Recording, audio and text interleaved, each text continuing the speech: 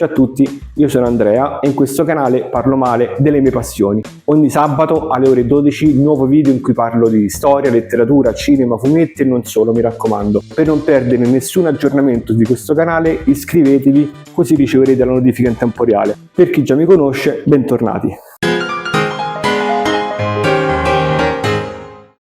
Nel video di oggi torniamo a parlare di storia, facendo un salto verso l'antica Roma e andando a conoscere meglio il mondo dei gladiatori, concentrandoci sulla loro dieta. Una dieta che si discosta molto da quella che ci siamo immaginati per molto tempo, che ci porta anche a smentire alcuni elementi legati al loro aspetto.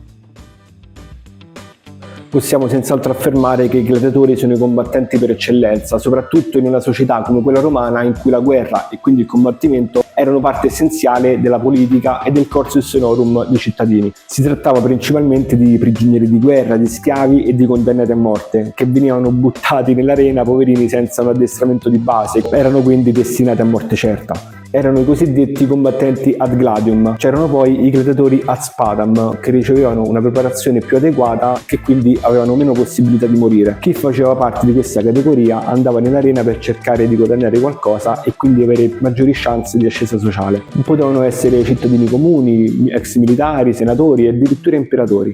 Vi dice niente il nome comodo?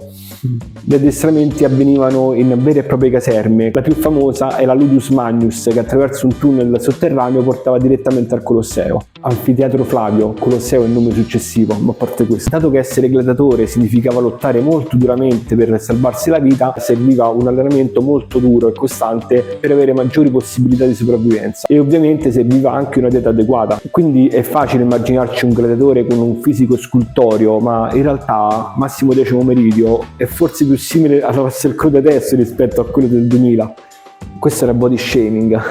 A Roma le forme venivano utilizzate molto e si usavano come spunto quelle dell'antica Grecia, soprattutto degli atleti. I filosofi, ad esempio, vengono rappresentati con la barba, simbolo di saggezza e sapienza. Per capire meglio quale fosse l'aspetto di un gladiatore ci viene in aiuto una ricerca condotta nei primi anni del 2000 dall'Università di Vienna in collaborazione con l'Istituto Forense di Berlin. L'oggetto di questa ricerca fu un cimitero di gladiatori di Efeso, all'epoca capitale della provincia romana d'Asia, dove le lotte gladiatorie sono attestate sin dal 69 a.C., ma che ebbero il suo apice tra il secondo e il terzo secolo d.C. Si tratta di 67 corpi, 22 dei quali sono gladiatori, uno di un mercante di schiavi e uno di una donna, probabilmente la moglie di uno di loro. Nel video dedicato al leone di Piazza San Marco a Venezia abbiamo già parlato di analisi isotopica. In questo caso l'analisi degli isotopi ha rilevato non solo una maggiore densità delle ossa rispetto alla media dell'epoca, ma anche un'alimentazione molto povera di proteine animali e molto ricca di carboidrati e proteine vegetali. Attenzione, perché questa alimentazione creava uno strato di grasso molto importante per i combattenti. Dai testi emerge che questa dieta era chiamata Gladiatorum Sagginam ed era molto varia, era composta da cereali, da latticini, da legumi, aglio, cipolla, miele e orzo.